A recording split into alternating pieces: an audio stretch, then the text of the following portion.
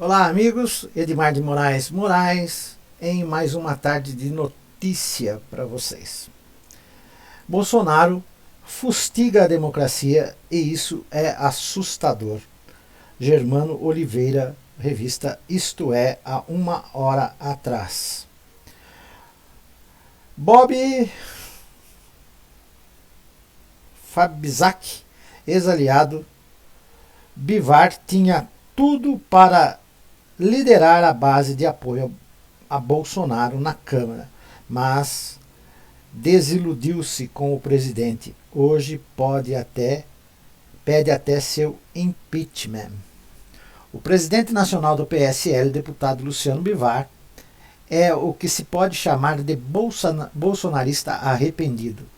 Em 2018, o então deputado Jair Bolsonaro precisava de uma legenda para lançar o seu candidato à presidência e encontrou no partido de Bivar um porto seguro, com pouquíssimos recursos do fundo eleitoral, 9 milhões, pois o PSL só tinha um deputado federal e sem tempo de TV. Bolsonaro se elegeu presidente e até a presidência do partido ele tomou para seu grupo. Bivar flanou na onda bolsonarista. Bivar flanou na onda bolsonarista. Quer dizer, foi na onda, né? Mas retomou a sigla após as eleições. Passou a presidir o maior partido da Câmara, com 52 deputados. O problema é que, depois, quando o PSL tinha mais de 500 milhões em caixa no fundo partidário, Bolsonaro tentou lhe dar uma rasteira e tomar o PSL de volta. Bivar e um grupo de deputados reagiram e partiram para a oposição ao presidente. Hoje o grupo bivarista defende até o impeachment do capitão. Bivar diz em entrevista exclusiva a Isto É que as denúncias de Moro e, sobretudo, as do empresário Paulo Marinho são, abre aspas, extremamente graves, fecha aspas, podendo levar a Câmara a instalar uma CPI contra o presidente aos 75 anos.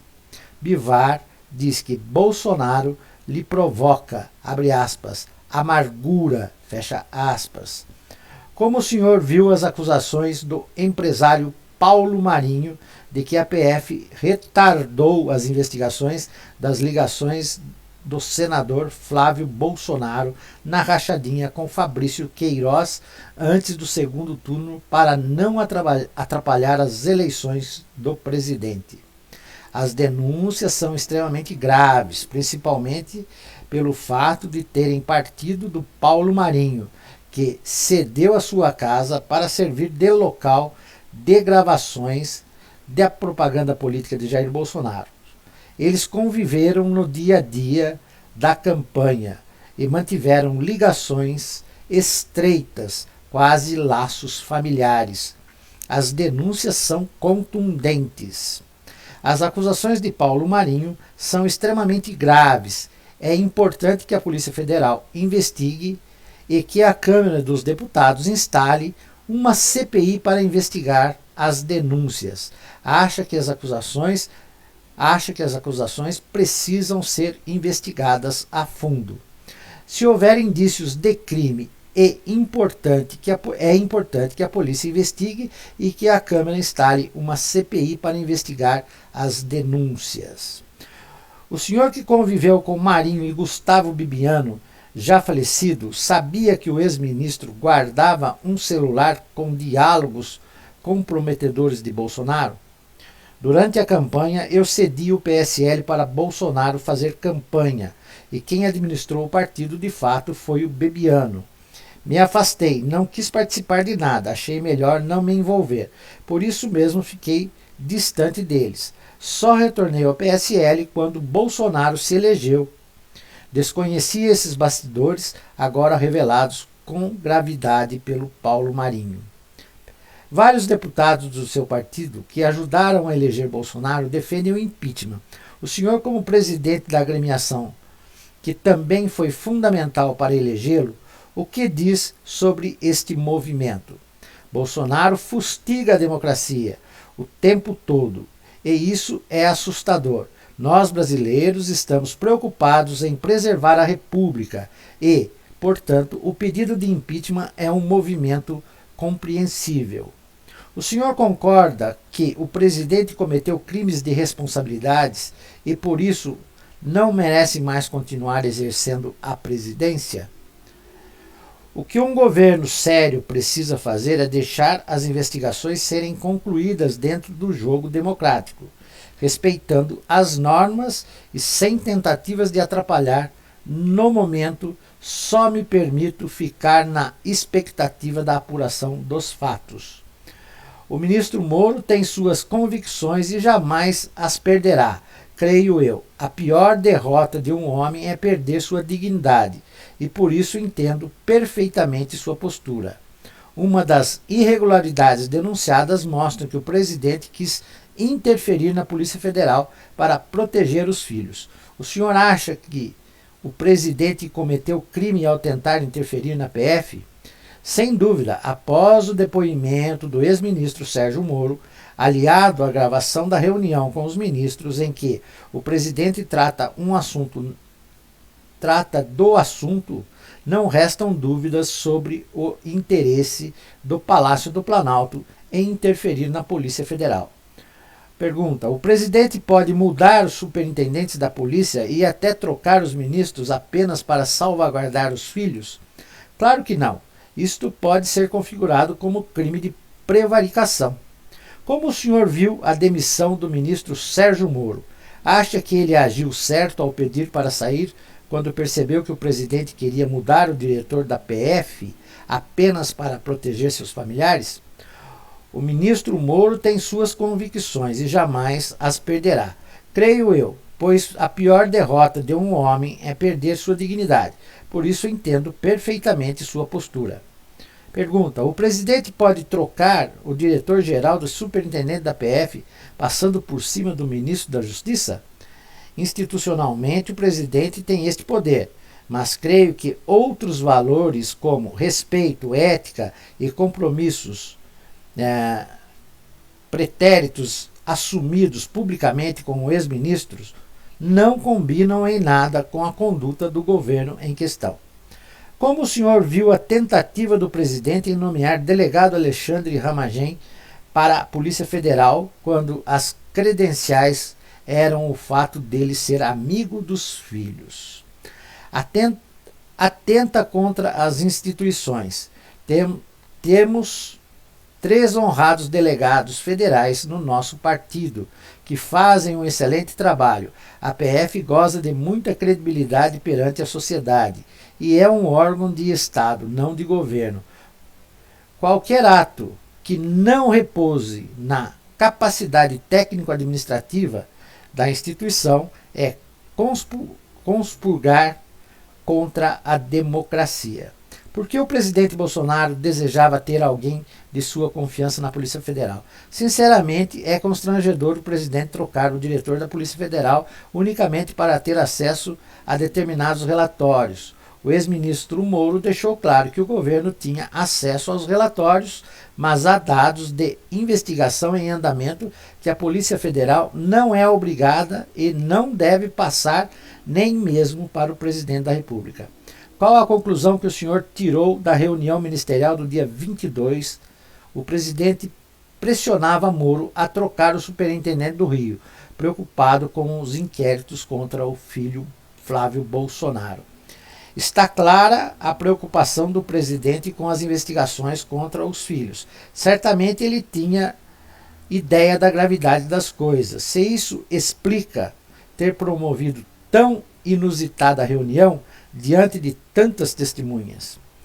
Nessa reunião, o presidente xingou vários adversários, como os governadores de São Paulo e do Rio. Acha que isso atrapalha a unidade da federação? Como ele considera ambos os governadores inimigos do seu governo, as ácidas, impublicáveis opiniões são compreensíveis. Entretanto, o linguajar desferido não deixa de ser estarrecedor em função da liturgia do cargo que ele representa. Nesta reunião, vários ministros também foram agressivos. O ministro da Educação disse que os ministros do STF tinham que ser presos. O que o senhor achou diante disso? Há pessoas que se desfiguram somente para agradar o chefe, perdendo a própria identidade. O presidente está no fundo de sua alma. O presidente, lá no fundo de sua alma, talvez abomine os subservientes, porque eles se tornam despidos de veracidade e nada contribuem para suas decisões ou reflexões. A ministra Damares também atacou governadores. Qual é a gravidade desse tipo de ataque? Dirigir um país exige que o chefe maior do governo faça boas escolhas ao nomear pessoas e, sobretudo, seus principais ministros. Senão, ele pode ficar à mercê de opiniões estapafúrdias de eventuais assessores despreparados, o que é muito ruim para o país. E o fato do ministro Ernesto Araújo ter acusado os chineses de espalharem o vírus. Quando estive com o ministro Araújo para tratar das reuniões dos partidos políticos do BRICS, que aconteceria a reunião da cúpula do grupo, ele me pareceu muito equilibrado, então me causa estranheza esse tipo de posicionamento. Na verdade, esses equívocos têm me causado sensível dor e muito constrangimento, pois na minha primeira visita à embaixada chinesa em Brasília, levei uma mensagem do presidente de apreço ao povo chinês e o desejo dele visitar aquele país. O embaixador foi muito gentil e interessado em manter boas relações com o Brasil. Agora, com tudo isso, sinto-me tremendamente entristecido.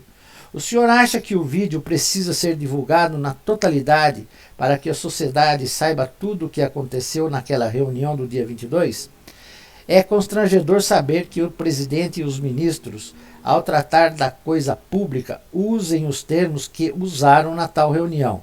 Mas, infelizmente, é imprescindível que a verdade seja revelada, pois a transparência tem de ser prioridade nesse país. E quanto à pandemia, o senhor acha que o presidente age certo ao defender o fim do isolamento social o mais rápido possível? O melhor caminho é seguirmos a experiência científica dos países que já foram ou estão assolados pela pandemia. Distanciamento social ainda é a única saída para salvar vidas. Nosso partido é social-liberal. Defendemos o livre mercado, mas também a assistência àqueles que mais necessitam. Estamos percebendo com mais clareza agora como é frágil o nosso sistema de saúde pública. O ministro da Saúde, a OMS e os governadores estão recomendando que o isolamento se intensifique como forma de reduzir os casos de Covid. Mas o presidente insiste para que tudo volte ao normal. O presidente está equivocado? Não entendo o comportamento do presidente. Estamos vivendo um enorme pesadelo. O foco neste momento deve ser o combate ao único inimigo letal que é o Covid-19. Já passamos das 20 mil mortes, mas o presidente continua tratando a pandemia como algo sem importância. Tanto que quando o Brasil atingiu 11 mil mortos, Bolsonaro foi passear de jet ski. Ele debocha da gravidade da situação. Olha, às vezes evito o noticiário na tentativa de tornar o presidente invisível. São tantas atitudes deploráveis e palavras absurdas que me ferem e geram amargura. Porque o Bolsonaro é contra o isolamento social e as medidas de endurecimento contra o coronavírus. Ele é insensível? Ninguém em sã consciência pode ignorar que está ocorrendo com o seu povo. Peço a Deus, de quem Bolsonaro tanto fala neste governo, que ilumine os homens de bem para dar um basta em tudo isso. Ele pode ser responsabilizado por tribunais por genocídio, como defendem vários organismos? Não quero que a história registre o nosso infortúnio de um povo dizimado. Quero sim interromper esse processo. Não aceito esperar para que os tribunais internacionais nos condenem por genocídio, sem que tenhamos resistidos inertes ao nosso holocausto. O que o presidente deveria fazer e não faz no combate ao coronavírus? Afinal, ele já disse que não tinha o que fazer, pois era Messias, mas não fazia milagre. As milhares de famílias que perderam seus entes queridos merecem respeito. Também merecem respeito todos os cidadãos que pagaram seus impostos e estão morrendo de medo de adoecer e não terem vaga nos hospitais.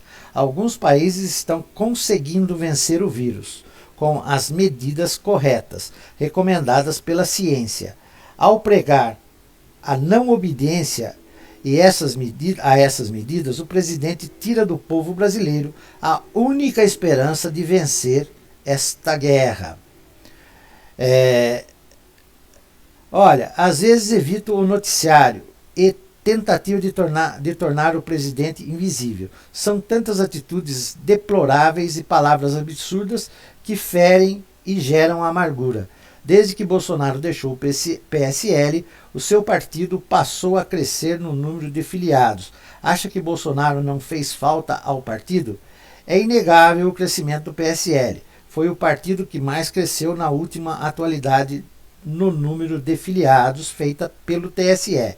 Aumentamos em quase 27% o número de filiados após a saída do presidente. Acredito que isso deve à nossa postura ideológica clara, distante da insensatez que ele representa. O PSL existe há mais de 2 décadas. Nossos valores e propostas permanecem as mesmas desde a fundação. Posso dizer que poucos partidos no Brasil têm a nossa coerência. Ao final das contas, a instituição sempre será maior que qualquer correligionário. Ninguém é insubstituível. Como o senhor está vendo a tentativa dele em criar o Aliança pelo Brasil? Acha que ele vai tirar muitos deputados do seu partido? Graças à tecnologia, aos mecanismos de transparência e o trabalho da imprensa, o povo está mais sábio. Criar um partido tendo como pano de fundo cooptação fisiológica é uma coisa que não se sustenta por muito tempo, hoje em dia. Além do mais, mercenários e oportunistas não têm fidelidade a ninguém. Este novo partido que procuram criar já nasce flácido e carente de credibilidade. Sinceramente, não nos preocupa os números recentes do TSE. São uma prova inequívoca de que estamos imunes ao parasitismo. Vamos ver aqui a parte mais importante. É o seguinte: como o senhor acompanha a volta para a base de apoio do presidente de políticos condenados por corrupção, como Valdemar da Costa Neto e Roberto Jefferson? Bolsonaro se iguala a Lula e Dilma, acusados de corrupção na cooptação de partidos políticos? O que mais me preocupa é a conduta de quem está na posse da caneta. Espero que os homens de bem deste país, de verde oliva, não se deixem cooptar pelo salário extra ou pela cabide de empregos para parentes e amigos. As nossas instituições são o nosso bem maior e devemos preservá-las a todo o custo. Esta foi uma entrevista aqui, do Bivar, a revista Isto É, tecendo várias críticas, vários comentários do comportamento do atual governo Jair Bolsonaro. Estas são as notícias para o período da tarde. Quero também informar que hoje, infelizmente, não teremos a live das 17h45, em função de outros compromissos. Porém, vou estar participando do programa Critica Brasil às 21h45, tratando do projeto Blue Beam, onde estará presente também o Leonardo Stoppa. Então, em função disso e das atividades que tenho que preparar para o programa, não realizaremos a nossa live das 17h45, voltando segunda-feira dentro da normalidade. Combinado? Agradeço a todos, peço que se inscrevam no canal, deixem o seu like, compartilhem os vídeos, vamos nos ajudar o nosso canal crescer. Outra coisa importante que eu queria dizer, que nós tivemos uma live ontem muito importante com o Dr. João, né? E o que eu pude observar foi a baixa visibilidade da live. Uma live tão importante, tão esclarecedora, parece que não traz motivação para ser assistida. Uma live longa, lógico, uma live de mais de 2 horas, porém assuntos importantes tratados, né? E simplesmente por não se tratar de política, ela cai no descrédito das pessoas, dos inscritos do canal. Isso causa para mim uma grande frustração, porque fora a política a vida continua e nós temos que estar conhecendo todos os temas que nos cercam. A política é só uma ponta da história da vida, da nossa vida, né, como cidadãos. E este canal é diversificado, nós falamos de política, ciência, tecnologia, meio ambiente e outros temas. Mas infelizmente, quando a gente trata de um assunto tão sério, tão grave, como foi o assunto tratado ontem, sobre a preservação dos animais, o Covid-19,